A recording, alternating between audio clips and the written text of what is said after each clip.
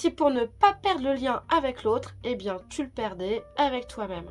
C'est-à-dire qu'au lieu de dire non, tu vas toujours répondre oui, que tu vas t'adapter en permanence, que tu vas être en permanence là pour l'autre presque jusqu'à t'effacer, eh bien il s'agit d'une nouvelle stratégie de survie en lien avec la blessure d'abandon et le titre de cet épisode s'appelle l'auto-abandon. Contrairement à la dépendance affective et à la fusion, ici il n'y a pas de demande visible. Contrairement au contrôle, eh bien, dans l'auto-abandon, il n'y a pas non plus de prise de pouvoir. Contrairement à la fuite de l'intimité, ici, il n'y a pas de distance. Et ici, il va se passer quelque chose de beaucoup plus discret. Tu restes dans le lien, mais tu te quittes toi-même. Alors, on a déjà expliqué comment toutes ces stratégies de survie se construisaient à partir de la blessure d'abandon, quand le lien est incertain, imprévisible, etc. Des chauds froids, voilà, ça c'est un lien extrêmement insécurisant pour l'enfant. Et finalement, pour pas être abandonné, ce que l'enfant a compris, c'est qu'il devait s'adapter. Ne pas trop demander, ne pas contrarier. Enfin, voilà tout ce que l'enfant a dû apprendre finalement. Il a dû apprendre à s'auto-effacer, à s'auto-abandonner pour maintenir le lien. Et en faisant tout ça, pour s'adapter, eh bien, il efface aussi ses besoins. C'est-à-dire qu'à aucun moment, il apprend à être connecté à ses propres besoins. Est-ce qu'on comprend bien du danger là pour l'enfant? C'est pas de se sentir rejeté, c'est de perdre le lien. Donc mieux vaut s'effacer que de perdre le lien. Donc pour s'adapter, il va apprendre à se taire, à s'ajuster ou à tout le temps céder aux situations. Il va en oublier complètement ses propres besoins, il va même plus savoir que ça existe des besoins. Il va être constamment à l'affût des besoins du parent et plus tard dans la situation amoureuse du partenaire. Alors à l'âge adulte, on va le reconnaître parce qu'il est incapable de poser un non. Il sait pas dire non. Parce qu'il a peur de décevoir tout le temps. Donc il va toujours être en situation d'hyper-adaptation. Et non seulement il va être capable de tolérer des situations absolument insupportables, il n'a pas de curseur, il n'a pas de limite, mais il va aussi jamais exprimer ses besoins puisqu'il les a fait taire depuis longtemps et il ne sait même pas qu'il en a. Et ça, bien sûr, ça va entraîner une grande fatigue émotionnelle. On peut pas passer à côté de soi-même comme ça pendant toute une vie sans ressentir de la fatigue émotionnelle. Et ça, c'est le premier symptôme parce que bien sûr, on peut aller sur des symptômes beaucoup plus importants qui vont être des pathologies physiques. Alors pour comprendre concrètement le mécanisme, dans la vraie vie, dans le présent, dans l'instantanéité de la situation, la personne, elle va pas réfléchir, elle va juste faire passer l'autre devant elle. C'est quelque chose de très naturel pour elle. Et que même s'il y a une envie, un inconfort, une situation un petit peu désagréable, la personne va faire l'impasse, elle va toujours faire passer l'autre devant elle. En fait, la personne va même pas prendre le temps d'écouter tout ce qui peut la concerner elle. Elle va vraiment toujours être branchée sur l'autre. La priorité c'est l'autre, c'est jamais moi. Donc son attention elle va basculer vers ce que l'autre veut, vers ce que l'autre attend, et puis surtout ce qui va pouvoir maintenir le lien. Et là, quand t'es là, quand c'est toi qui es concerné, tu sais plus du tout ce que tu voulais au départ, t'as complètement oublié. En général, quand on va te demander ce que tu veux faire, tu vas répondre comme tu veux. Il y a une grande peur de déranger l'autre, donc tu vas pas te mouiller. Même si tu as des idées, tu vas pas les exprimer. Tu vas toujours t'effacer pour toujours maintenir le lien. Ce que tu n'as pas compris, c'est que parfois l'autre il a juste envie que tu te positionnes, que c'est pas toujours arrangeant quelqu'un qui s'efface comme ça. Mais voilà, en tout cas, tu vas avoir beaucoup de mal à prendre position parce que tu as toujours l'impression que tu vas déranger. Et ça vient de ta petite enfance. En fait, tu as tellement appris à prendre sur toi que pour toi, rien n'est grave. Ça va être cette femme aussi dans la relation de couple qui va accepter de coucher avec son mari même si elle n'en a pas envie, pour pas déranger ou pour maintenir le lien, parce que finalement ses besoins à elle ne sont pas entendables ou ne sont pas respectables. En tout cas, c'est ce dont elle s'est absolument convaincue. Alors forcément, il y a un coût à une stratégie pareille.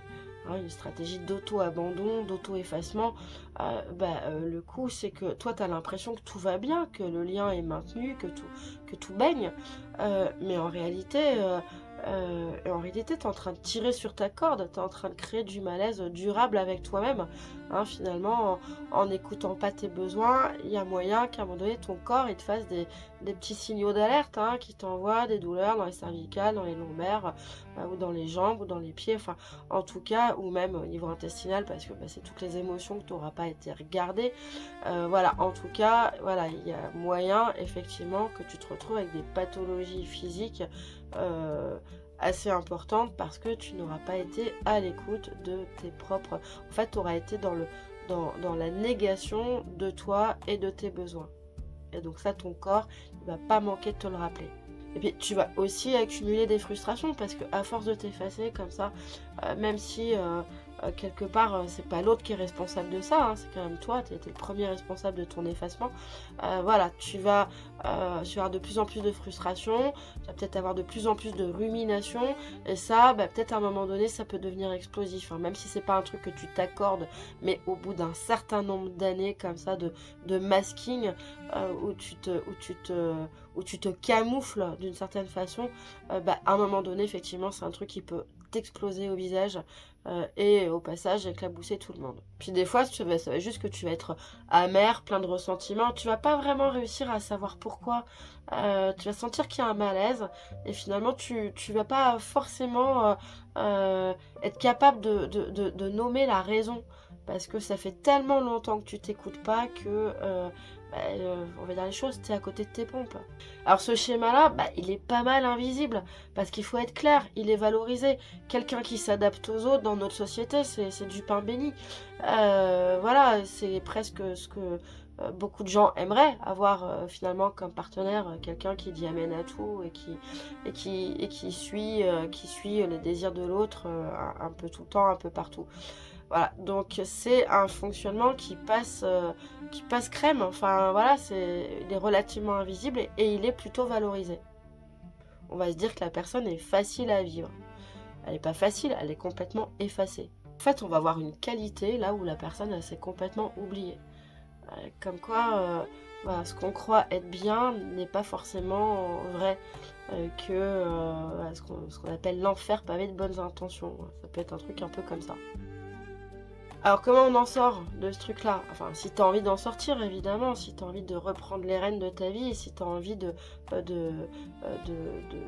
en lien avec ce qui t'anime réellement, profondément. Et ça va pas se faire en devenant dur ou égoïste, ça va se faire en reprenant de l'existence dans le lien. Hein, ça veut dire qu'au départ, tu vas pas répondre tout de suite, tu vas pas dire oui c'est comme tu veux, tu vas réfléchir, hein, tu vas interroger tes tripes, tes besoins, tiens en fait est-ce que j'aurais pas une petite idée de ce que j'ai envie de faire? Ah oui si peut-être, voilà, et donc tu vas prendre le temps, par exemple, tu vas prendre le temps de répondre, ou tu peux dire à l'autre, ah oui tu m'as demandé ce que je voulais faire ce week-end, écoute je réfléchis et je te dis ça tout à l'heure. Ah, j'ai besoin d'un peu de temps pour réfléchir. Oui, j'ai peut-être des trucs, effectivement, que je pourrais te proposer. Si on peut le faire ensemble, ça peut être sympa. D'une certaine façon, ça va être de mettre un caillou dans l'engrenage, hein, pour pouvoir l'arrêter et lui proposer une autre situation. L'autre situation étant, oui, j'ai toujours dit on faisait ce que tu voulais, mais en fait, à partir de maintenant, je vais essayer moi aussi d'être décisionnaire de plus en plus. Et petit à petit, tu vas pouvoir faire des choses très simples, hein. Tu vas pouvoir dire ah je préfère ça, ah tiens moi je pense ça, ah moi enfin voilà c'est plutôt vers là que j'irais. Voilà, et donc au départ, voilà, tu vas réintroduire des opinions, des pensées par petites touches jusqu'à ce que tu te sentes suffisamment à l'aise pour être capable de prendre la place vraiment qui est la tienne. Mais voilà, ça va pas se faire, il n'y a pas de bouton on-off. Donc tu vas déconditionner ces croyances et tu vas remplacer par d'autres fonctionnements que tu n'avais pas développés jusqu'à présent. Hein, à savoir prendre position. Et quand tu vas faire ça, il va falloir que tu acceptes que ça peut créer du décalage. C'est-à-dire que, oui, peut-être l'autre, déjà, il n'a pas l'habitude que tu lui dises moi, je voudrais bien faire ce truc. Donc peut-être que ça va le déranger, en effet. Et c'est ok, en fait. Parce que si c'est toujours la même personne qui propose, bah, effectivement, le sentiment de décalage, il existe aussi. Donc là, l'idée, c'est bah, de dire, bah, tu m'as demandé ce que je voulais, bah, moi, j'aimerais bien ça. Qu'est-ce que t'en penses? Voilà, ça peut être aussi un truc qui... Ça peut être aussi une consultation ou une concertation de l'autre, hein, mais en tout cas, voilà, je me risque, j'ose, j'ai le courage de. Et il est là le vrai basculement. Il est quand tu réussis à maintenir le lien sans te quitter toi-même. Là, il y a un truc très nouveau. Tu commences à prendre ta place. Alors, les bénéfices, bah, quand on quitte ce bocal de poisson rouge, bah, déjà, on va avoir effectivement.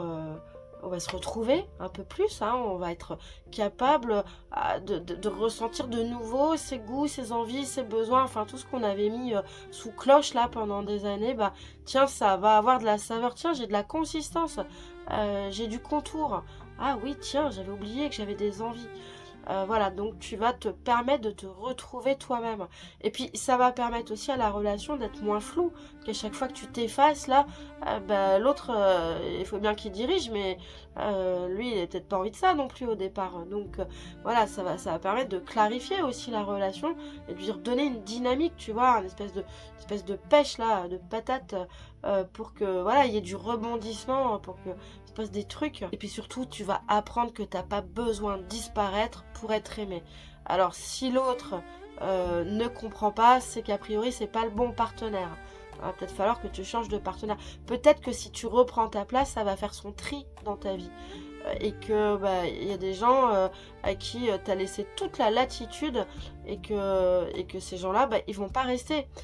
Ou peut-être qu'au contraire, ils vont rester et que ça va apporter de l'équilibre dans la relation. En fait, tu vas rééquilibrer le donner et le recevoir, hein. Jusqu'à présent, tu donnes,